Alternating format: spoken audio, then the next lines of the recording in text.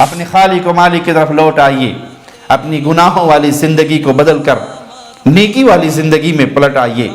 دینے والا تمہارا خالق و مالک جیسے اس کی شان کے لائق ہے آسمان دنیا پہ نزول فرما چکا ہے۔ آؤ مانگ لو، کوئی بیمار ہے تو شفا مانگ لے، کوئی غریب ہے تو آج اپنے حقیقی گنج بخش سے، حقیقی غوث اعظم سے، حقیقی داتا سے سوالی بن کر زندگی کی مشکلات کو آسانیوں میں بدل سکتا ہے۔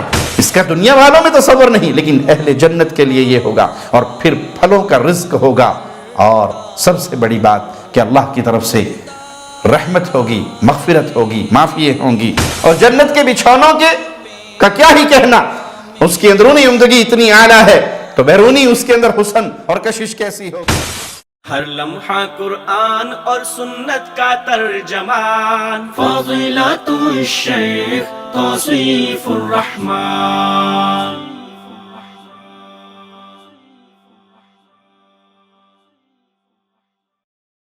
ان الحمد للہ نحمده ونستعینه ونستغفره ونعوذ باللہ من شرور انفسنا ومن سیئات اعمالنا، من يهده الله فلا مضل له ومن يضلل فلا هادي له، أشهد أن لا إله إلا الله وحده لا شريك له، وأشهد أن محمدا عبده ورسوله، أما بعد۔ اہل ایمان، اہل توحید اللہ کی رحمت سے، اللہ کے فضل سے، اللہ کے کرم سے رب کی جنت کے مہمان بنیں گے۔ یہ عقیدہ توحید،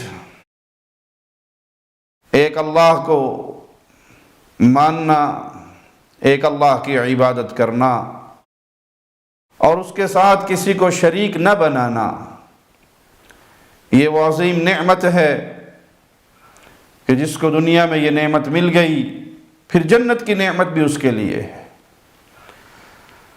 اللہ مالک نے اپنے بندوں کے لیے جنت میں بطور انعام جو مہمان نوازیاں تیار کی ہیں، اس کی خبر اپنے کلام کے ذریعے اہل ایمان تک پہنچائی تاکہ ان کے دل میں جنت کو حاصل کرنے کا شوق پیدا ہو۔ یہ اپنی دنیا کی زندگی میں پریشانیوں پر، غموں پر، دکھوں پر صبر کرنے والے بنیں، اور یہ یقین اپنے دل میں رکھیں کہ ایک دن جب اللہ کی جنت میں داخل ہوں گے تو دنیا کے سارے غم بھول جائیں گے۔ اہل ایمان کے لیے جنت میں مختلف مشروبات کا بھی اہتمام ہوگا۔ آئیے کلام الہی سے ذرا اس کی تفصیل سنتے ہیں۔ ان الابرار یشربون من کأس کان مزاجها کافورا، اہل ایمان ایسے جام پیئیں گے جس میں کافور کی ملاوٹ ہوگی۔ عینا یشرب بها عباد اللہ، یہ چشمہ ہے جس سے اللہ کے بندے سیراب ہوں گے، پانی پیئیں گے۔ یفجرونها تفجیرا، اور اسے جہاں چاہیں گے بآسانی بہا لے جائیں گے۔ تو ایک ایسا مشروب جس میں کافور کا ذائقہ، مزید سنیے۔ وَيُسْقَوْنَ فِيهَا كَأْسًا كَانَ مِزَاجُهَا زَنْجَبِيلًا عَيْنًا فِيهَا تُسَمَّى سَلْسَبِيلًا، اور وہاں انہیں ایسے جام پلائے جائیں گے جس میں ادرک کی ملاوٹ ہوگی۔ یہ جنت میں ایک چشمہ ہے جسے سلسبیل کا نام دیا گیا، ایک طرف کافور اور ایک طرف ادرک، ایک کا مزاج ٹھنڈا اور ایک کا مزاج گرم، اور یہ خوشبو اور لذتوں والا شراب، یہ لذتوں والا پانی اہل ایمان کے لیے، اہل توحید کے لیے ہوگا۔ سیدنا عبداللہ بن مسعود رضی اللہ عنہ وارضا فرماتے ہیں جنتی کو جنت کی شراب کا جام دیا جائے گا، وہ اپنی اہلیہ کے پاس بیٹھا ہوگا اور جنتی شراب کا جام پیے گا، اپنی جنتی بیوی کو دیکھے گا اور اس سے کہے گا تم 70 गुना ज्यादा हसीन लग रही हो। दुनिया की शराब जो इस्लाम में हराम है, इसको पीकर इंसान की अकल मारी जाती है। ये बदबूदार, बदजायका और अकल को फौत कर देने वाली चीज है। जिसने इस हराम चीज को एक अल्लाह को राजी करने के लिए इस दुनिया में उससे किनारा कश रहा, मुंह मोड़े रखा, वो अल्लाह की जन्नत में दाखिल होगा तो वहां उसे ऐसी शराब मिलेगी, ऐसा जाम मिलेगा जिसको पीने के बाद उसकी अकल सलामत रहेगी। अपनी जोजा की तरफ देखेगा तो उसके हुस्न के अंदर इजाफा हो चुका होगा। सैयदना अबू उमामा रज़ियल्लाहु अन्हु का कौल है कि जन्नती जन्नत में जब चाहेंगे शराब पिएंगे। जन्नती को उठकर शराब की सराही के पास जाना नहीं पड़ेगा, बल्कि वो खुद उसके पास हाजिर हो जाएगी और जब पी चुका होगा तो वापिस अपनी जगह पे चली जाएगी। यानी जन्नत में अहले जन्नत के लिए कोई तकलीफ नहीं, कोई मेहनत नहीं, कोई परेशानी नहीं, बल्कि जो उनकी ख्वाहिश होगी वो उनके सामने फौरन पूरी कर दी जाएगी। दुनिया की वो जगह जहां चश्मे हों, आबशारें हों, तो अहले दुनिया को बहुत अच्छी लगती है। सुभान अल्लाह, मेरे अल्लाह ने अपने मोमिन बंदों के लिए जो जन्नत तैयार की है, उस जन्नत के अंदर भी चश्मे हैं। अल्लाह अपने फضل और करम से हमें अपनी जन्नत का मेहमान बनाना। आइए जन्नत के चश्मों के हवाले से कलाम इलाही को सुनते हैं। इन्नल मुत्तकीन फी जन्नाति व उयून, बिलाशुबा अहले तक़वा मुत्तकीन बागात और चश्मों में होंगे। अल्लाहुम्मा जअलना मिनहुम व मअहुम व फीहिम, अल्लाह अपनी रहमत से हमें भी उन प्यारों में शामिल फरमाना। आखिदीन मा आताहुम रब्बुहुम इन्नहुम कानू क़ब्ल ज़ालिका मुहसिनीन, और जो कुछ उनका रब उन्हें देगा वो उसे ले रहे होंगे, बिलाशुबा वो इससे पहले नेकोकार थे। ये नेकी, ये मुहसिनीन होना, ये उनका जन्नत में जाने का जरिया बना। तो प्यारे भाई, आज की इस जिंदगी में इन आयात को सुनने के बाद मुझे और आपको फिक्र करने की जरूरत है। क्या मेरा शुमार नेकोकारों में है, एहसान करने वालों में है, मुहसिनीन में है हम, या फासिकीन में शुमार हो रहा है? मेरी और आपकी जिंदगी, मेरे और आपके गुजरे हुए लम्हात, मेरे और आपका अंदर का ज़मीर आपको बोलकर बताएगा कि आपके शब व रोज़ किन जैसे हैं, नेक लोगों जैसे? और अगर नहीं है, अहले तक़वा वाली हालत हमारी नहीं है, तो जिंदा हैं, इस दुनिया में मौजूद हैं, अभी रूह और सांस का रिश्ता बाकी है।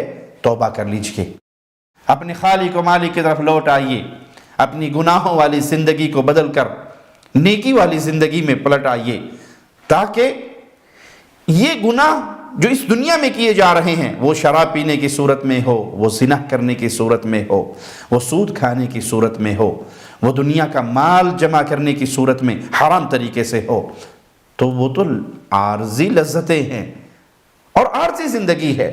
लेकिन अगर इन हराम कामों से बाज आ जाएं, हलाल के रास्ते पे चल पड़े, तो फिर मुस्तकिल जिंदगी जहां कभी मौत नहीं आएगी, और उसमें ऐसी नेमतें जो आर्जी नहीं है, जिनके छिन जाने का खतरा नहीं है, वहां जो नेक बीवियां हैं उनके बूढ़े हो जाने का डर नहीं है, जवानी के मान पड़ जाने का डर नहीं है, लिबास के बोसीदा हो जाने का डर नहीं है, बल्कि हमेशा हमेश की नेमतें हैं। कानू कलीलन मिनल लैली मा यहजऊन, ये कौन लोग हैं जो अल्लाह की जन्नत में, इन चश्मों में, इन नेमतों में हैं?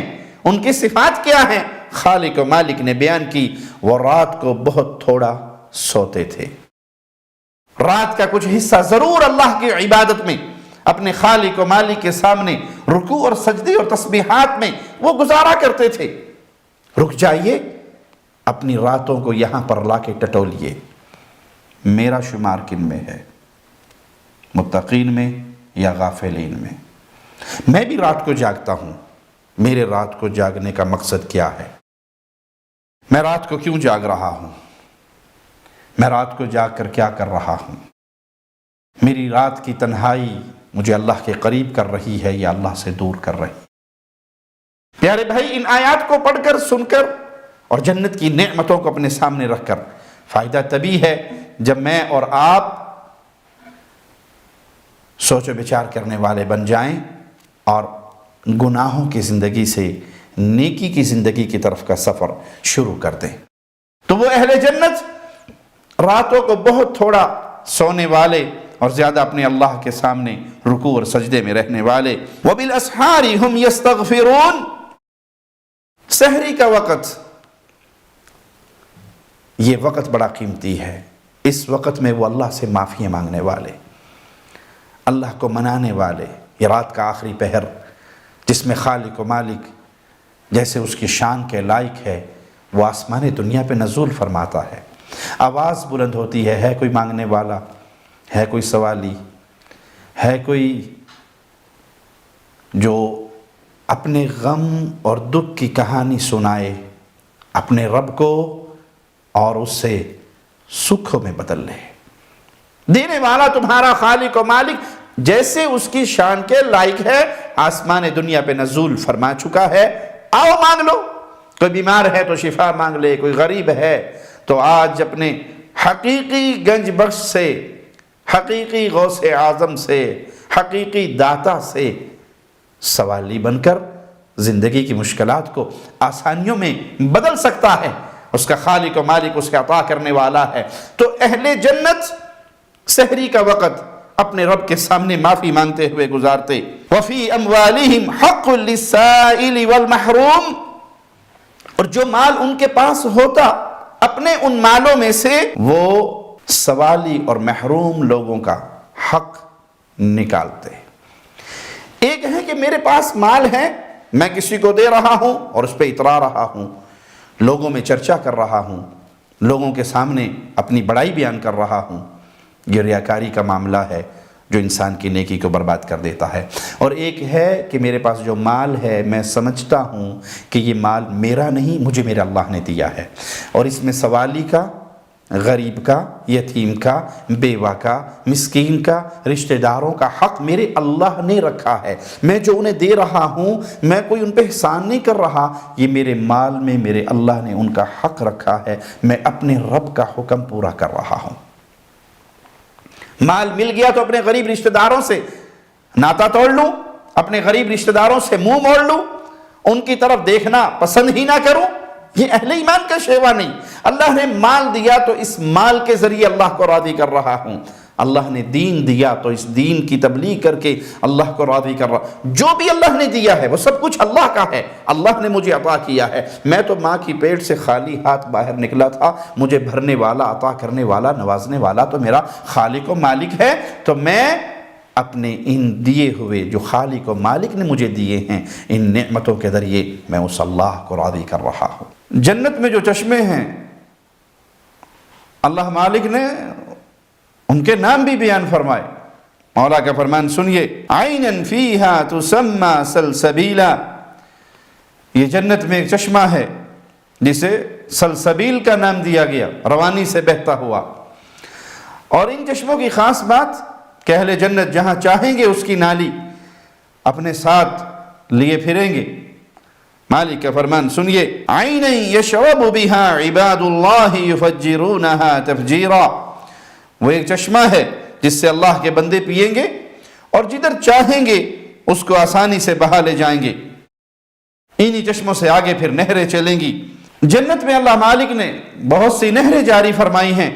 مالک کا فرمان سنیے، وَبَشِّرِ الَّذِينَ آمَنُوا وَعَمِلُوا الصَّالِحَاتِ أَنَّ لَهُمْ جَنَّاتٍ تَجْرِي مِن تَحْتِهَا الْأَنْهَارُ، اور ان لوگوں کو خوشخبری دیجئے جو ایمان لے کر آئے اور انہوں نے نیک اعمال کیے۔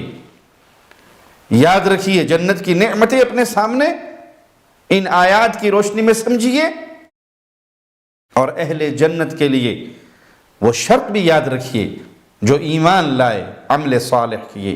ایمان اور عمل صالح، اس کے بغیر جنت کا تصور نہیں ہے۔ یعنی کوئی شخص مومن نہیں، موحد نہیں، ایمان والا نہیں تو مشرک کبھی اللہ کی جنت میں داخل نہیں ہوگا۔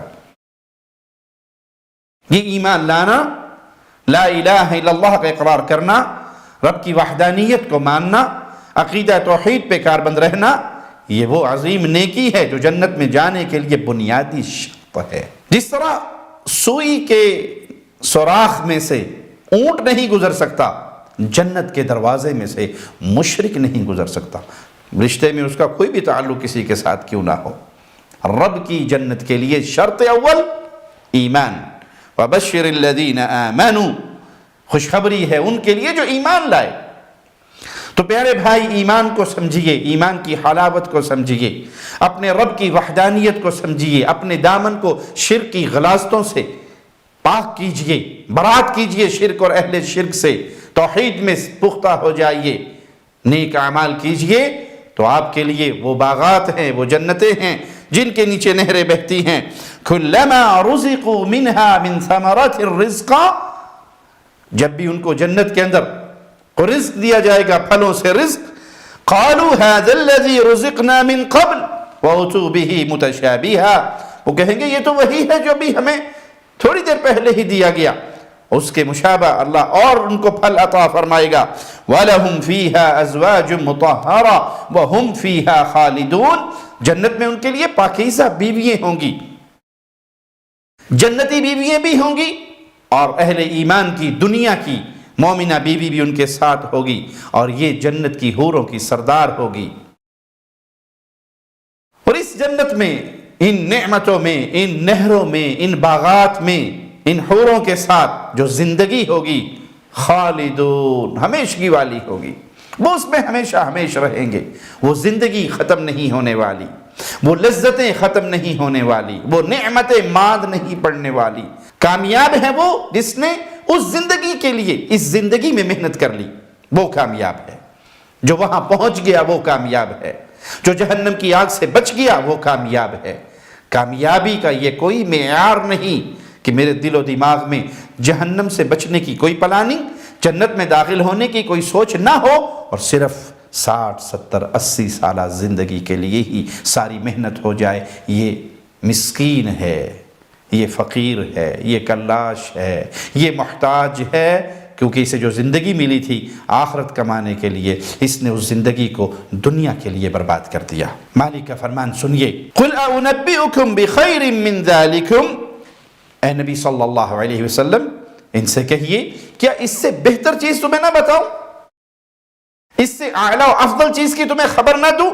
لِلَّذِينَ اتَّقَوْا عِنْدَ رَبِّهِمْ جَنَّاتٌ تَجْرِي مِنْ تَحْتِهَا الْأَنْهَارُ خَالِدِينَ فِيهَا وَأَزْوَاجٌ مُطَهَّرَةٌ وَرِضْوَانٌ مِّنَ اللَّهِ، اس سے بہتر چیز اور وہ کیا ہے جو ڈر گئے اپنے اللہ سے، جنہوں نے تقوی اختیار کیا، جو متقین بن گئے، ان کے لیے ان کے رب کے ہاں جنات تجری من تحتها الانہار، ان کے لیے وہ باغات ہیں، وہ جنتیں ہیں جن کے نیچے نہریں بہتی ہیں، خالدین فیہا، اور اس میں یہ ہمیشہ ہمیشہ رہیں گے، وازواج مطہرہ، پاکیزہ بیوییں ان کے لیے ہوں گی، ورضوان من اللہ، اور سب سے بڑا انعام اللہ کی رضامندی کا اعلان ہوگا، اللہ اہل جنت سے کبھی پھر ناراض نہیں ہوگا۔ واللہ بصیر بالعباد، اللہ اپنے بندوں پر خوب نظر رکھنے والا ہے۔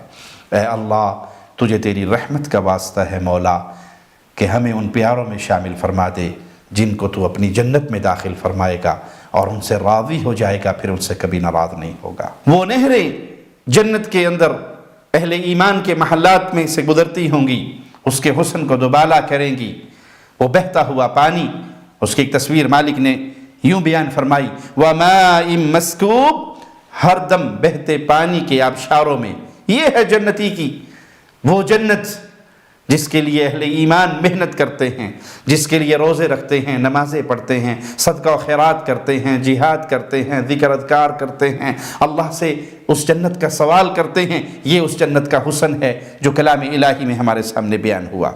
مثل الجنت التي وعد المتقون، اس جنت کے صرف جس کا متقین سے وعدہ کیا گیا، اللہم اجعلنا منہم ومعاہم وفیہم، اللہ اپنی رحمت سے ہمیں متقین میں شامل فرما دے۔ فیہا انہار من ماء غیر آسن، اس میں پانی کی نہریں ہیں، دنیا کی نہر کا پانی، دنیا کا پانی اگر کہیں ٹھہر جائے اس کا ذائقہ تبدیل ہو جاتا ہے، اس میں بو پیدا ہو جاتی ہے، لیکن جنت کی نہروں کا پانی وہ اس کا ذائقہ بدلے گا نہیں، اس میں بو پیدا نہیں ہوگی۔ وَأَنْهَارٌ مِّن لَبَنٍ لَمْ يَتَغَيَّرْ طَعْمُهُ، اور دودھ کی نہریں، ایسے دودھ کی نہریں جس دودھ کا ذائقہ تبدیل نہیں ہوگا۔ دنیا کا دودھ کچھ دیر کے بعد کھٹا ہو جاتا ہے، خراب ہو جاتا ہے، پھٹ جاتا ہے، لیکن جنت کا دودھ اور جنت کی دودھ کی نہریں ایسا دودھ جس کا ذائقہ تبدیل نہیں ہوگا۔ وَأَنْهَارٌ مِّن خَمْرٍ لَذَّةٍ لِّلشَّارِبِينَ، شراب کی نہریں جو پینے والوں کے لیے لذت کا ساما ہوگا۔ دنیا کی شراب پیئیں گے، ایک تو وہ بدبودار ہے، عقل اس سے ختم ہو جاتی ہے، انسان اپنے کنٹرول سے باہر ہو جاتا ہے، لیکن جنت کی شراب اسے پی کر لذت پائے گا جنتی، نہ تو اس کی عقل معاف ہوگی اور نہ ہی وہ بدبودار ہوگی۔ وَأَنْهَارٌ مِّنْ عَسَلٍ مُّصَفًّى، اور نہریں ہوں گی شہد کی، صاف ستھرا شہد۔ دنیا کا شہد تب تک صاف ہے جب تک وہ چھتے میں ہے، چھتے سے نکال لو تو اس میں ذرات مل جاتے ہیں، کچھ نہ کچھ چیزیں شامل ہو جاتی ہیں، لیکن جنت میں شہد کی وہ نہریں ہوں گی جو صاف ستھرا شہد ہوگا، اس کے اندر کسی چیز کی ملاوٹ نہیں ہوگی۔ وَلَهُمْ فِيهَا مِن كُلِّ الثَّمَرَاتِ، اور وہاں ان کے لیے اللہ کی طرف سے ہر طرح کے پھل ہوں گے۔ وَمَغْفِرَةٌ مِّن رَّبِّهِمْ، اور ان کے رب کی طرف سے معافیوں کے اعلان ہوں گے۔ رب راضی ہو چکا ہے اہل جنت سے، ان کو معاف کر چکا ہے، ان کو یہ انعامات دے چکا ہے، وہ نہریں عطا کر چکا ہے جن نہروں کا دنیا کے اندر کوئی تصور نہیں ہے کہ دودھ کی نہر ہو، شراب کی نہر ہو، شہد کی نہر ہو، ایسے میٹھے پانی کی نہر ہو جس کا رنگ بو ذائقہ تبدیل نہ ہوتا ہو۔ اس کا دنیا والوں میں تصور نہیں، لیکن اہل جنت کے لیے یہ ہوگا، اور پھر پھلوں کا رزق ہوگا، اور سب سے بڑی بات کہ اللہ کی طرف سے رحمت ہوگی، مغفرت ہوگی، معافی ہوں گی۔ اب ایک یہ تصور ہے اہل جنت کا، اللہ اس کو مقارنہ کرتے ہوئے اہل نار کے ساتھ کیا فرماتا ہے؟ کمن ہوا خالد فی النار، کیا یہ لوگ ان لوگوں کے مانند ہو سکتے ہیں جو ہمیشہ کی آگ کے اندر ہیں۔ وَسُقُوا مَاءً حَمِيمًا فَقَطَّعَ أَمْعَاءَهُمْ، ایک تو وہ ہمیشہ کی آگ میں ہے، پینے کے لیے کھولتا ہوا پانی دیا جاتا ہے جو ان کی انتڑیوں کو کاٹ ڈالتا ہے۔ کہاں جنتی جن کے پینے کے لیے دودھ کی نہریں، شراب کی نہریں، شہد کی نہریں، میٹھے پانی کی نہریں، اور کہاں جہنمی جو جہنم کی آگ کا ایندھن، پینے کے لیے کھولتا ہوا پانی جو ان کی بدن کی انتڑیوں کو کاٹ ڈالے۔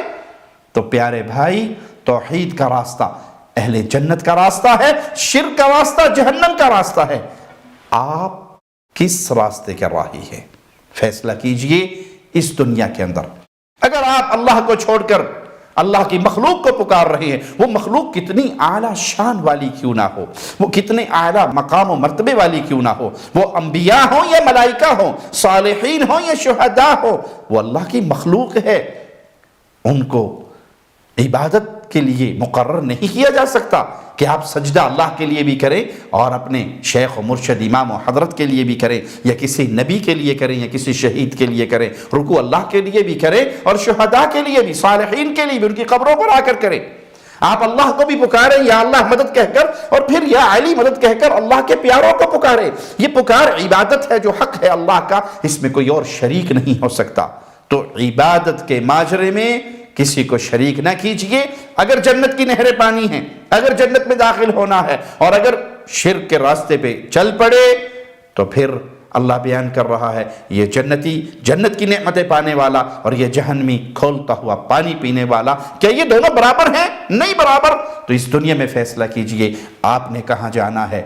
توحید پر چلیں گے، عقیدہ توحید کو اپنائیں گے، شرک سے اپنے دامن کو بچائیں گے، کتاب و سنت کے اوپر عمل کریں گے، تو آپ اہل جنت کی جماعت میں شامل ہوں گے، اور اگر اس کے خلاف چلے تو پھر ڈر ہے کہیں انسان جہنم کا ایندھن نہ بن جائے۔ صحیح بخاری حدیث نمبر 6581، نبی کریم صلی اللہ علیہ وسلم فرماتے ہیں کہ میں جنت میں گھوم رہا تھا، ایک دریا سامنے آیا، اس کے کنارے خولدار موتیوں کے خیموں سے بنائے گئے۔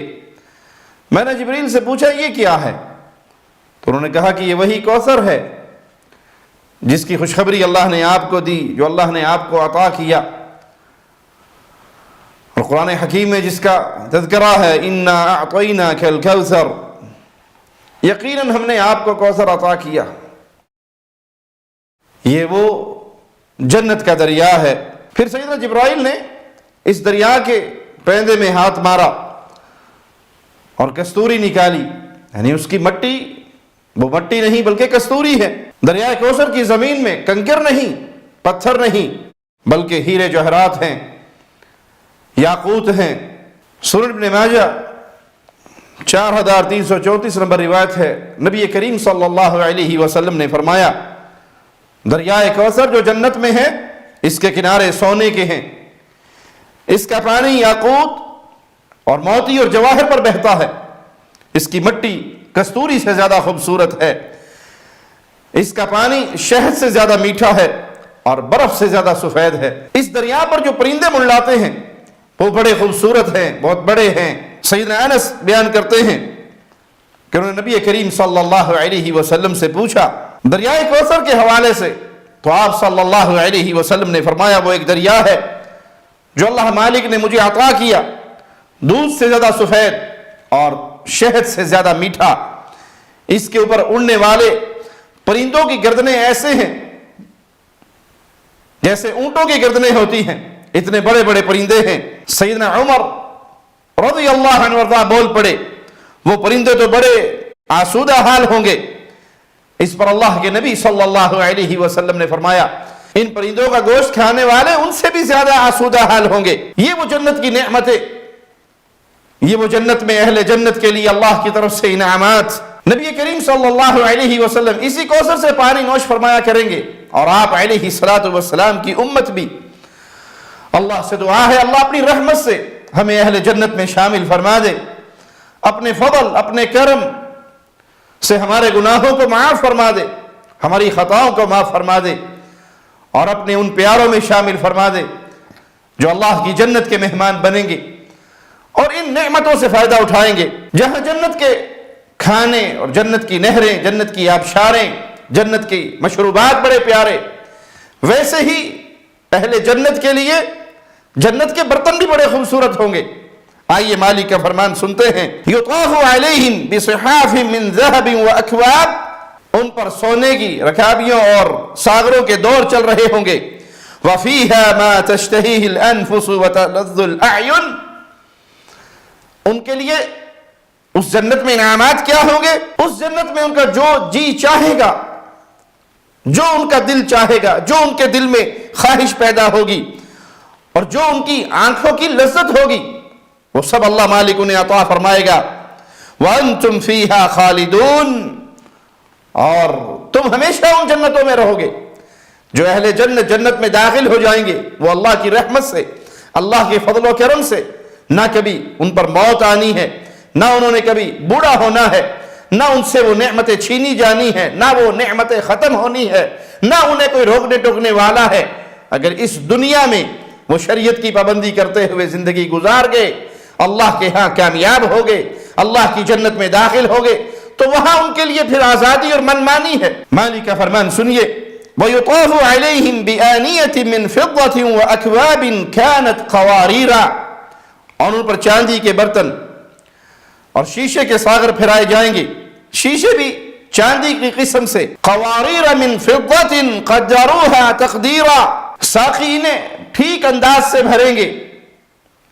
یہ ہے اہل جنت کے برتن اور یہ ہے اہل جنت کی ضیافت۔ نبی کریم صلی اللہ علیہ وسلم نے فرمایا اہل ایمان کو کہ تم یہ ریشم دیباج اس کے کپڑے استعمال نہ کرو، نہ پہنو، اور سونے چاندی کے برتنوں میں کھانا نہ کھاؤ۔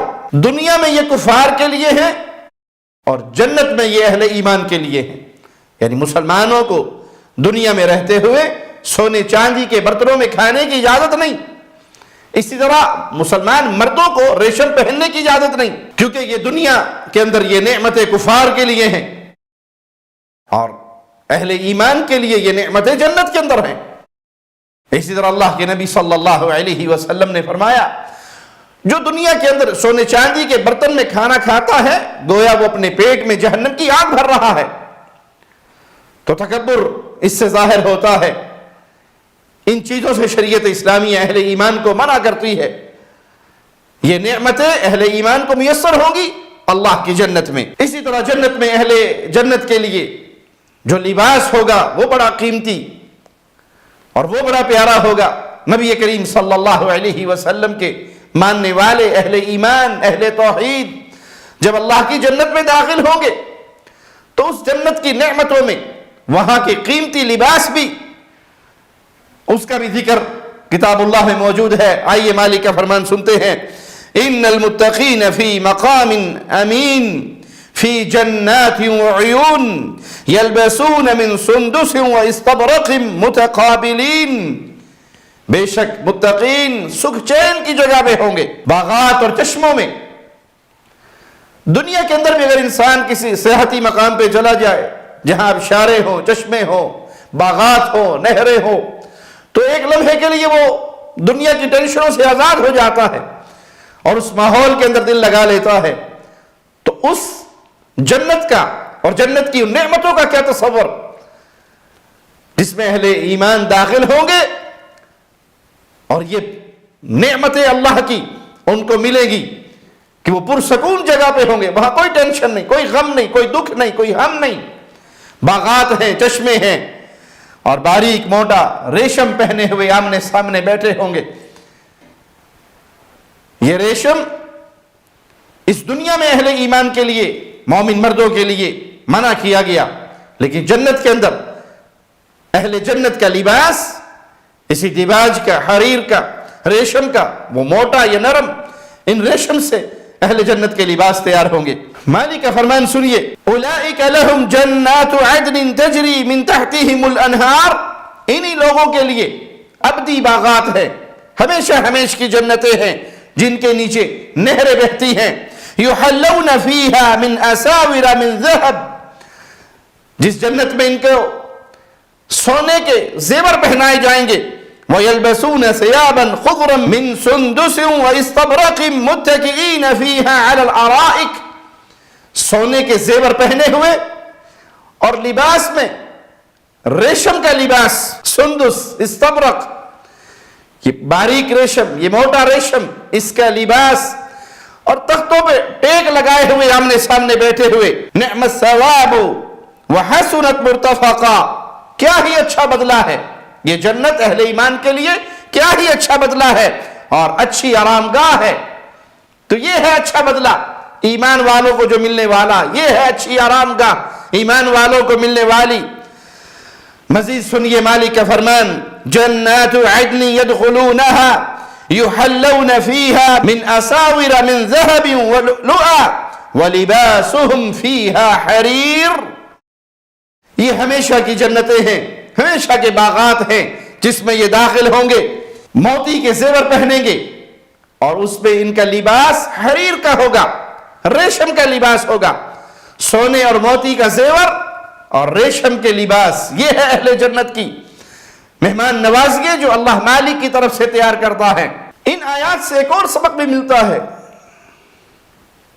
کہ اہل جنت کو جو نعمتیں ملنے والی ہیں، ان بعض نعمتوں کا ذکر اللہ مالک نے اپنے کلام میں کیا تاکہ اہل ایمان کے دل میں جنت کی طلب، جنت کا شوق، جنت میں جانے کی خواہش، جنت کمانے کا جذبہ پیدا ہو۔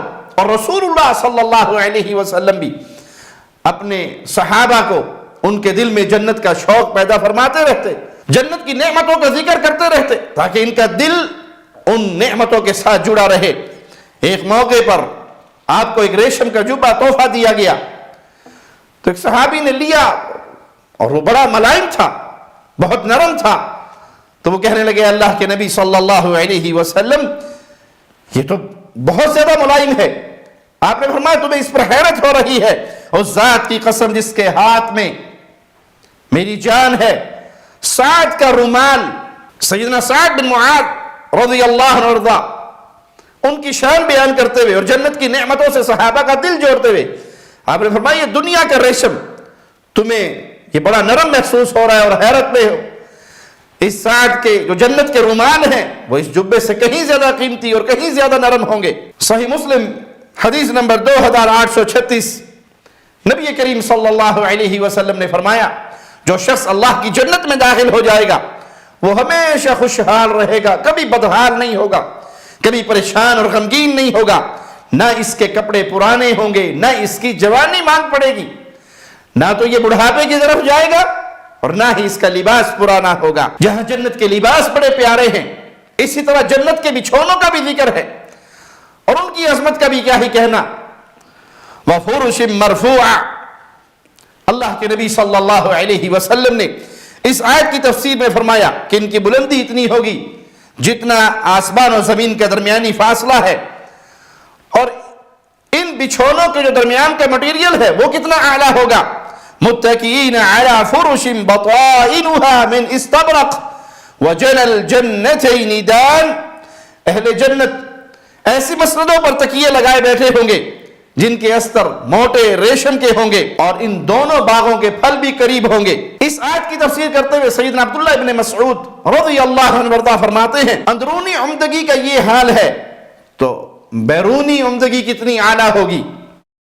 دنیا کے جو بچھونے ہوتے ہیں اس کی ظاہری ٹیپ ٹاپ کا زیادہ خیال رکھا جاتا ہے، اور جنت کے بچھونوں کا کیا ہی کہنا، اس کی اندرونی عمدگی اتنی اعلیٰ ہے تو بیرونی اس کے اندر حسن اور کشش کیسی ہوگی۔ تو یہ ہے پیارے بھائی وہ جنت کی نعمتیں جو قرآن اور سنت نے ہمارے سامنے بیان کی، تاکہ ہمارے دل میں اس جنت کا شوق پیدا ہو، نیکیاں کرتے ہوئے ہمت اور حوصلہ ملے، مصائب پر، مصیبتوں پر، غموں پر، دکھوں پر صبر کرنے کا حوصلہ ملے کہ کوئی بات نہیں، یہ جو ظلم ہو رہا ہے اس پہ صبر کر لیں، یہ جو زیادتی ہو رہی ہے اس پہ صبر کر لیں، ایک دن آنے والا ہے جب بڑی عظمت والی زندگی ملے گی، تو اس زندگی کا تصور، ان نعمتوں کا تصور جب دل و دماغ میں رہتا ہے تو شریعت پہ عمل کرنا اور آسان ہو جاتا ہے۔ جیسے رسول اللہ صلی اللہ علیہ وسلم کا فرمان ہے کہ دو شخص اگر کسی مسئلے پر، کسی چیز کی ملکیت میں جھگڑ رہے ہیں اور ایک بندہ جانتا ہے کہ یہ چیز میری ہے، لیکن وہ جھگڑا ختم کرنے کے لیے اپنے بھائی سے کہہ دے کہ یہ تو لے لے، تیری ہوگی، صرف جھگڑا ختم ہو جائے، لڑائی ختم ہو جائے، فتنہ ختم ہو جائے، تو میں اس کے لیے جنت کے اندر ایک چبوترے کی گارنٹی دیتا ہوں۔ تو بارہا اللہ کے نبی صلی اللہ علیہ وسلم نے جنت کی نعمتیں، جنت کی نعمات، جنت میں مومنین کے لیے جو کچھ اللہ نے اپنی رحمت سے تیار کر رکھا ہے اس کا تذکرہ کر کے مسلمانوں کا دل جنت کے ساتھ جوڑا ہے۔ تو یہاں صوفیاء کے اس بد عقیدے کا رد ہوتا ہے کہ ہمیں جنت کی ضرورت نہیں، ہمیں جہنم کا خوف نہیں، جنت کے پانی سے جہنم کو بجھا کر اور جہنم کی آگ سے جنت کو جلا کر بے لوث ہو کر اللہ کی عبادت کروں، یہ پیارے نبی صلی اللہ علیہ وسلم کی تعلیمات سے نہیں ملتا۔ یہ رہبانیت ہے، صوفیت ہے، جس کا شریعت محمدیہ سے کوئی تعلق نہیں۔ اے اللہ، تجھے تیرے پیارے ناموں کا واسطہ ہے مولا، اپنی رحمت سے ہماری خطاؤں کو معاف فرما کر، ہمارے گناہوں کو معاف فرما کر، ہم سے راضی ہو کر اے اللہ ہمیں اپنے ان پیاروں میں شامل فرما دے جو بغیر عذاب کے، بغیر حساب کے، بغیر عقاب کے تیری جنت کے اندر داخل ہوں گے۔ اقول قولی ھذا واستغفر اللہ لی ولکم ولسائر المسلمین۔ ہر لمحہ قرآن اور سنت کا ترجمان، فضیلت الشیخ توصیف الرحمان۔